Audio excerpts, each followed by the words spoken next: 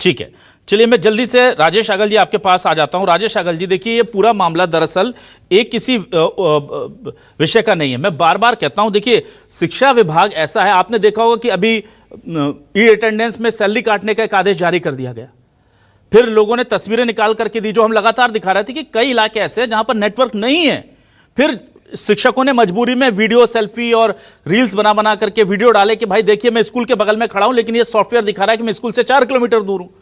और वो इतनी फजीहत होने के बाद, इतना विरोध होने के बाद वो आदेश वापस लिया। ऐसे लगातार शिक्षा विभाग के अधिकारी ऐसे आदेश निकालते हैं जिनका कोई लेना देना नहीं होता। कभी कहते हैं कि सैलरी काटेंगे, कभी कहते हैं कि सिर्फ इनकी अटेंडेंस हो। हालांकि न्यूज़ 24 ने जब जब इन मामलों को उठाया उसके बाद वो आदेश, गलत जो आदेश थे या गलत जो फैसले थे वो पलटे भी गए। पर यहां सवाल यह है कि इन अधिकारियों की जिम्मेदारी क्या फिक्स नहीं होनी चाहिए सर? जो इतनी बड़ी परीक्षा की 13,000 लोगों को परीक्षाएं मिल रही हैं और नियम कानून उल्टे सीधे छाप देते हैं। आखिर फजीहत तो सरकार की होती है ना, नेताओं को सुनना पड़ता है, पंकज जी जैसे लोगों को आकर के जवाब देना पड़ता है, उन अधिकारियों से कोई पूछताछ तक नहीं होती। यह हमेशा मैं देख रहा हूं कि शिक्षा विभाग में इतनी गफलत करने वाले अधिकारियों पर कभी कोई एक्शन होता ही नहीं है कि भाई आपने ये गलत कैसे किया, आदेश निकाला कैसे। ये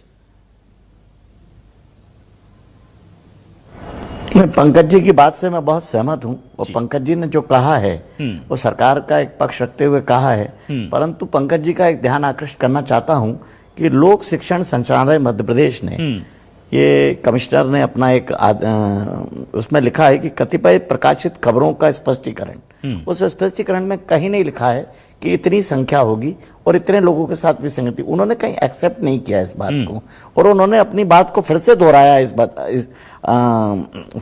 विज्ञप्ति में कि प्राथमिक शिक्षक चयन परीक्षा 2025 हेतु ऑनलाइन आवेदन भरने की अंतिम तिथि तक निर्धारित शैक्षणिक व्यावसायिक योग्यता में वांछित अतिथि शिक्षक अनुभव धारित करना अनिवार्य है।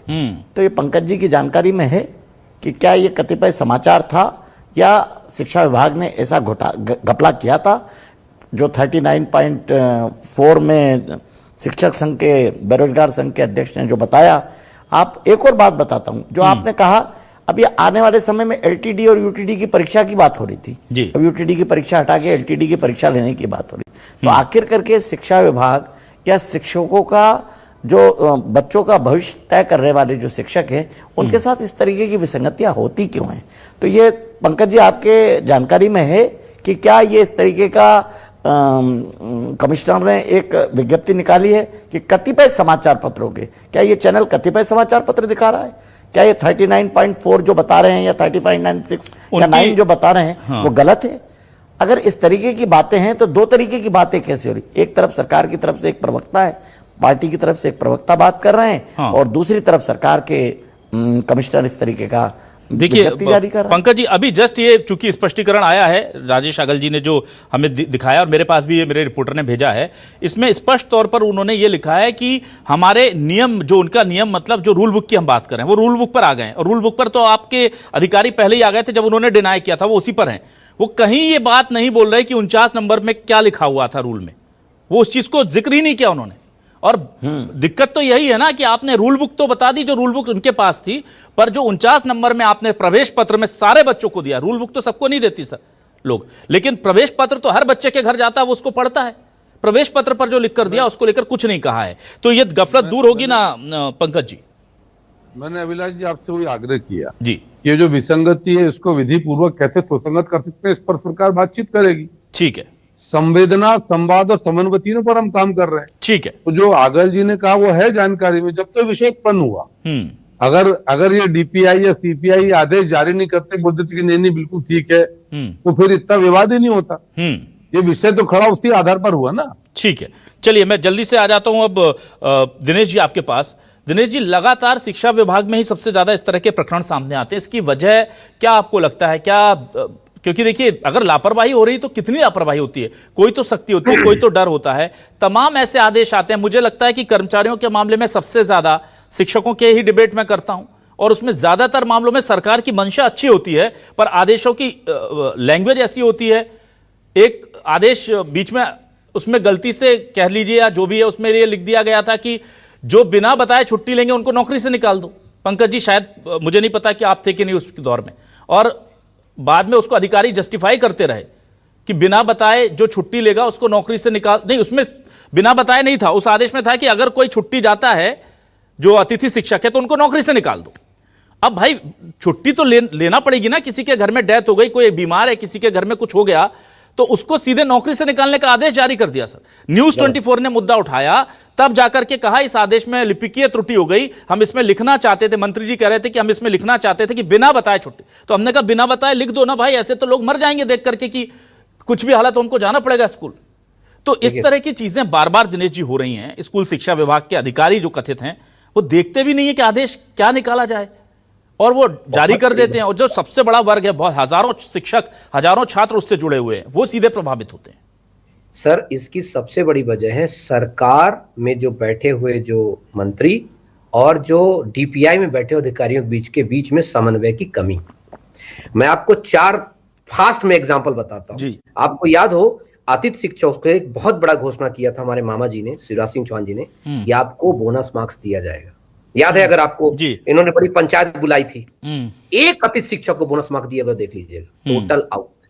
उसके बाद बोला क्या नियमितीकरण किया जाएगा, टोटल आउट। याद, मैं सब बता देता हूं। उसके बाद 2018 को रूल लेकर के आए जिसमें इन्होंने बीएड और डीएड को इकट्ठा प्राइमरी टीचर में कर दिया।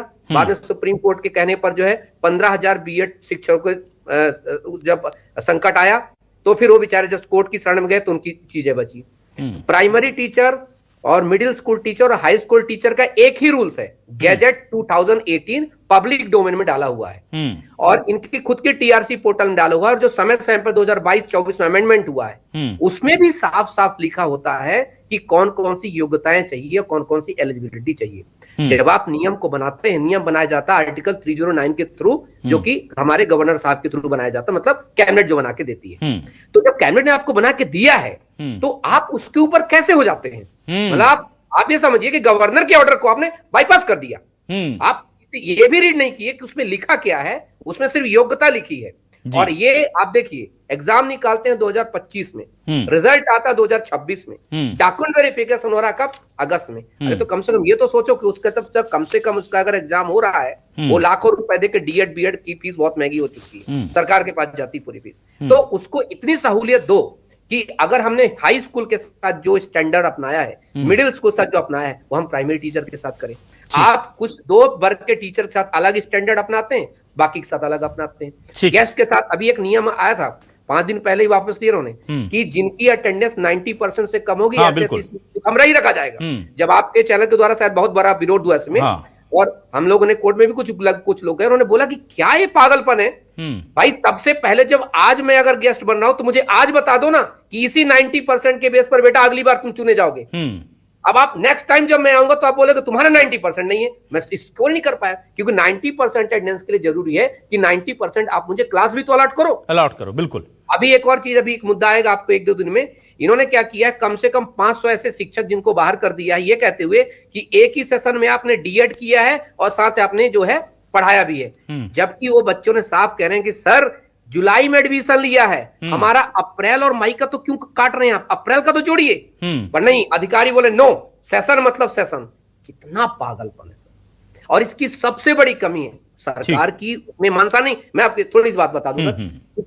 सरकार अच्छा चाहती है, सरकार कौन सरकार बुरा चाहती है? कोई सरकार बुरा नहीं चाहती है। लेकिन जब अधिकारी अपने आप को सरकार से ऊपर समझ लेते हैं तो एक ही चीज होती है, या कि सरकार लगाम नहीं कस पा रही है, या कि ऐसे अधिकारियों को जो है वहां पर नहीं भेज पा रही है जो कि संवेदनशील होकर के शिक्षकों का जो एक मुद्दे होते हैं उसको डील करें। एक बड़ी समस्या सर, सबसे बड़ी समस्या ये है, इनके पास एक भी पीआरओ नहीं है जो सही जवाब दे सके। आज भी nothing, nobody is there to reply your questions. सब भागते हैं एकदम। ठीक है पंकज जी, आपके पास आता हूं मैं। पंकज जी देखिए, ये दिक्कतें तो है, और मैं पंकज जी, ये मुझे कहते हुए भी अच्छा नहीं लगता कि बार बार एक ही विभाग के आदेशों की वजह से इतनी ज्यादा शर्मिंदगी अगर झेलने को मिलती है तो सर आपको लगता नहीं कि थोड़ा सा बहुत ज्यादा हिला हवाली हो रही है इस विभाग में? और दिक्कत ये नहीं है कि चलिए सरकार है, सरकार जिसको चाहे जहां पर रखे, हम लोग कोई नहीं होते डिसाइड करने वाले कि कौन अधिकारी होगा, कौन मंत्री होगा, कौन सचिव होगा, कौन नहीं होगा।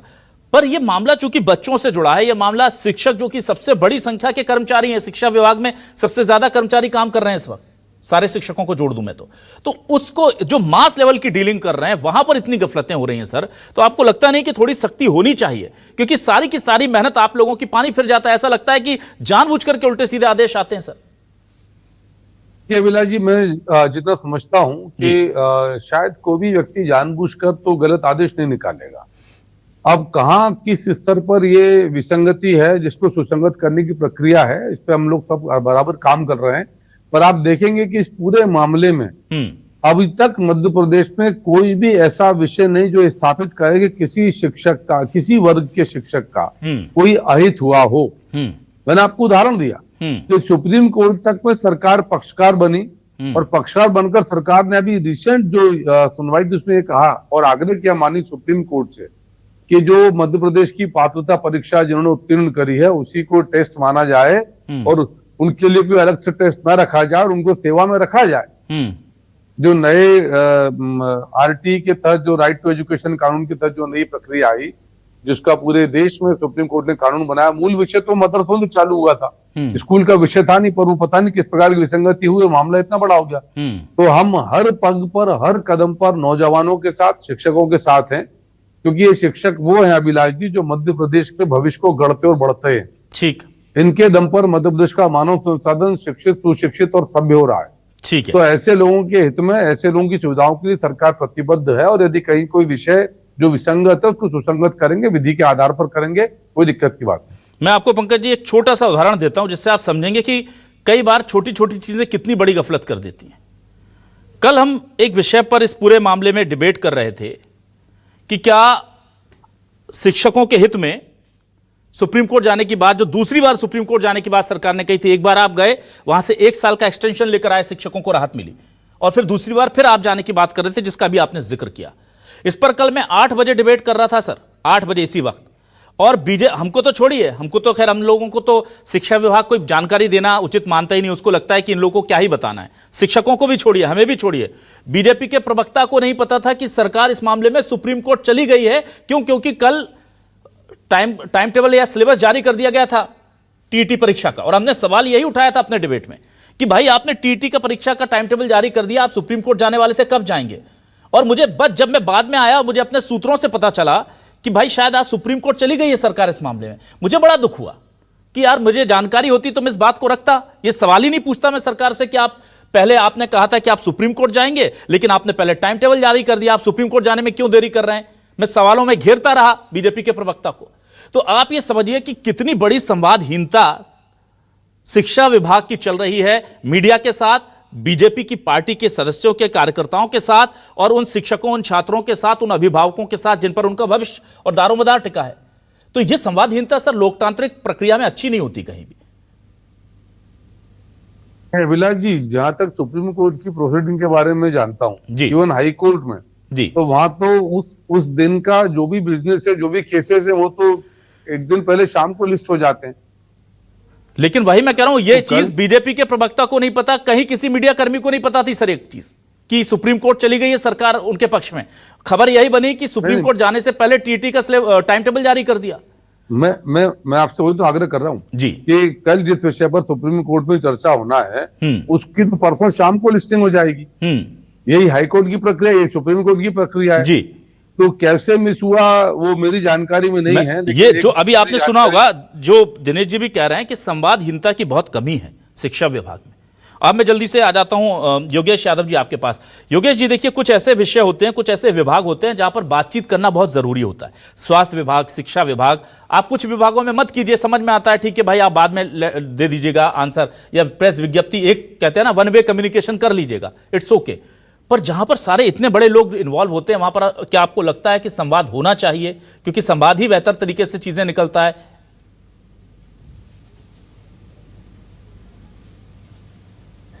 योगेश जी तक आवाज जा रही है मेरी?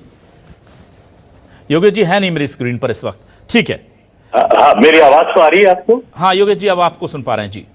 जी, मैं ये पूछना चाहता हूं, भारतीय जनता पार्टी के प्रवक्ता कह रहे थे कि जैसा कि आपने कहा विसंगति, पहली बात तो ये मानने को तैयार ही नहीं है कि ये विसंगति सरकार की तरफ से उत्पन्न की गई है, यह क्रिएटेड बाय द गवर्नमेंट, ये स्वीकार नहीं करते। दूसरे शब्द की लफाजी बड़ी चलती है भारतीय जनता पार्टी के प्रधानमंत्री जी से लेकर मुख्यमंत्री तक। संवेदनाओं की सरकार, संवेदनशील सरकार, संवादों की सरकार और समन्वय की सरकार, ठीक। इसमें कहां संवेदनशीलता झलकी साहब, आप बता दीजिए। अभी तक किसी भी मंत्री या मुख्यमंत्री ने कोई बयान दिया?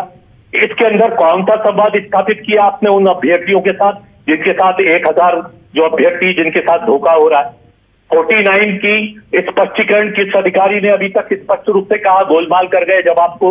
उसके बाद आप समन्वय की बात करते हैं। समन्वय तो आप स्थापित करते हैं भारतीय जनता पार्टी के कार्यकर्ताओं के साथ, ठीक। आपको समन्वय दिखता नहीं है। आप जिसको बोलते हैं ना अंधा युग की तरफ बढ़ रहे हैं और उसी का परिणाम होता है ठीक। कि दतिया जैसे चुनाव में आप लोग हारते हैं और लगातार हारते रहेंगे। मैं स्पष्ट कह रहा हूं, मैं राजनीति के पूर्वाग्रह से बात नहीं कर रहा हूं, ठीक है। लेकिन जिस तरीके से मध्य प्रदेश के अभ्यर्थियों का, बेरोजगारों का, मजदूरों का, किसानों का ठीक। गला घोटा जा रहा है, तो आने वाले टाइम में ये जनता है साहब, जनता अपना बदला लेकर रहेगी। योगेश जी, और ठीक है। प्रवक्ता महोदय, आप क्षमा मांग लीजिए कि गलती हुई है और मुख्यमंत्री जी से भी कहिए कि इस मैटर पर क्षमा मांगे। और ठीक मैं है। IBC 24 को बधाई देता हूं इस महत्वपूर्ण मुद्दे न्यूज को उठाने के 24 लिए। सर, न्यूज 24 न्यूज जी, sorry very sorry sir, news Abhilash ji. 24 को सर। ठीक है। चलिए अभिलाष जी, जी पंकज जी, जल्दी से अभिलाष बोल जी, लीजिए। ये हमारे राजेंद्र भाई का नाम भी बदल दिया आपने। गनीमत पत्रकारी है, राजेश आगल कर दिया राजेंद्र आगल से। जी माफी चाहेंगे, यहाँ भी गलत नाम चल रहा है राजेंद्र आगल रागल जी का। साहब। जी चलिए, राजेंद्र जी के नाम बदल दिया आपने। हमने माफी चाहेंगे, बताया हम भी माफी चाहेंगे सर। योगेश यादव जी की तरह हम भी माफी चाहेंगे, भावनाओं में बह जाते हैं कई बार। सही बोल राजेंद्र रहे हैं रागल जी के पास पंकज जल्दी से आता हूं।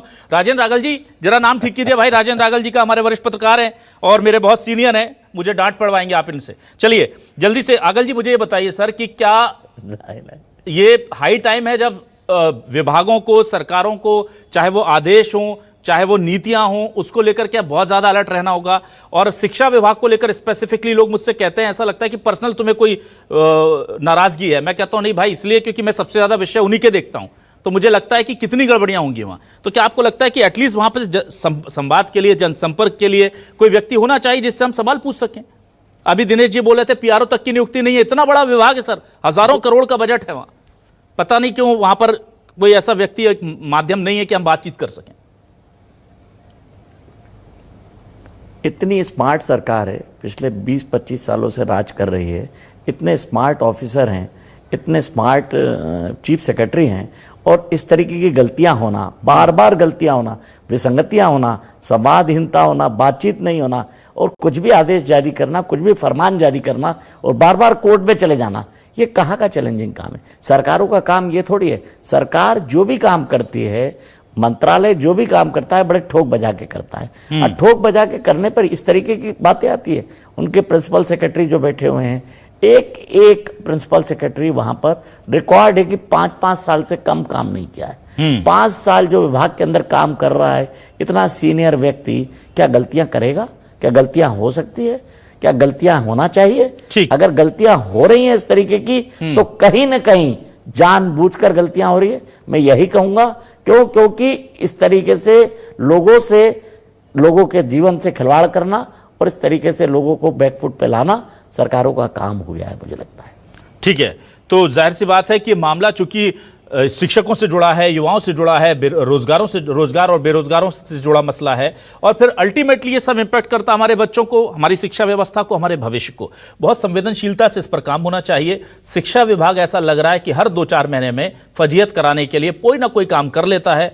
सवाल यही है कि ना मंत्री जी, ना ऊपर के अधिकारी, ना सरकार टाइट नहीं कर रहे हैं इन अधिकारियों को जो ये गलतियां कर रहे हैं। कोई और विभाग होता है या कोई और जगह होती तो मुझे लगता है अब तक तो सारे, कहते हैं ना, सारे घर के बदल डालें, वैसी स्थिति होनी चाहिए। और होनी चाहिए, सख्ती होनी चाहिए। 1000 बच्चे अगर आज सड़कों पर उतरे हैं तो उनसे जुड़े हजारों लोग हैं। भाई आपकी एक गलती की वजह से हजारों लोग परेशान हैं। हमको ये डिबेट करना पड़ रहा है, हमको सरकार से सवाल पूछने पड़ रहे हैं। और गलती किसकी? तो बोलेंगे, बाद में बोल देंगे लिपकी त्रुटि थी, यानी कि एक क्लर्क पर यह डाल दिया जाएगा। तो ये चीजें बहुत दिनों से चल रही, इसे रोकना होगा। बहुत शुक्रिया करूंगा पंकज चतुर्वेदी जी का, योगेश यादव जी का, राजेंद्र रागल जी का, दिनेश चौहान जी का हमारे साथ जुड़ने के लिए। तमाम दर्शकों का भी शुक्रिया। नमस्कार।